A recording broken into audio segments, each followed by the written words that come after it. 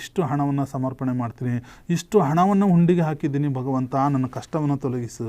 ಇದೇನು ವ್ಯವಹಾರನ ಅಂತ ಪ್ರಶ್ನೆ ಮಾಡ್ತಾರೆ ಬಸವಣ್ಣನವರು. ಜೋಳವಾಳಿ ಹಣಕ್ಕೆ ಸೇವೆಗೆ ಪಕ್ಕದಂತೆ ಪ್ರತಿಫಲವನ್ನು ಬಯಸ್ತಾನೆ. ಅಂದರೆ ನಿಜವಾದಂತಹ ವೇಳವಾಳಿ ಆಗಬೇಕು.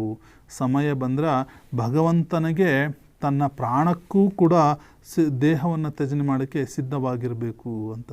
ಅಂದರೆ ಇಲ್ಲಿ ಪ್ರಸ್ತುತ ಸಮಾಜದಲ್ಲಿ ನಮ್ಮ ಭಕ್ತಿ ಹೇಗಿದೆ ಅಂತಂದರೆ, ಯಾವುದಾದ್ರೂ ದೇವಸ್ಥಾನಕ್ಕೆ ಹೋಗ್ತೀವಿ, ಹರಕೆಯನ್ನು ಕೊಡ್ತೀವಿ, ಅದಕ್ಕೆ ಪ್ರತಿಫಲವಾಗಿ ಇನ್ನೇನೋ ಬಿಡ್ತೀವಿ, ಅಥವಾ ಇನ್ನೇನೋ ಕಾಣಿಕೆಯನ್ನು ಹಾಕ್ತೀನಿ. ದೇವರೇ, ನಾನು ಇಷ್ಟು ಹಣವನ್ನು, ಇಷ್ಟು 1000 ರೂಪಾಯಿನ ನಿನ್ನ ಹುಂಡಿಗೆ ಹಾಕಿದ್ದೀನಿ, ಇಷ್ಟು ಹಣವನ್ನು ಕೊಟ್ಟಿದ್ದೀನಿ, ಇಷ್ಟು ಬಂಗಾರವನ್ನು ಸಮರ್ಪಣೆ ಮಾಡಿದ್ದೀನಿ. ಏನು ಮಾಡ್ತಾನೆ ಭಗವಂತ ಅದನ್ನು ತೆಗೆದುಕೊಂಡು?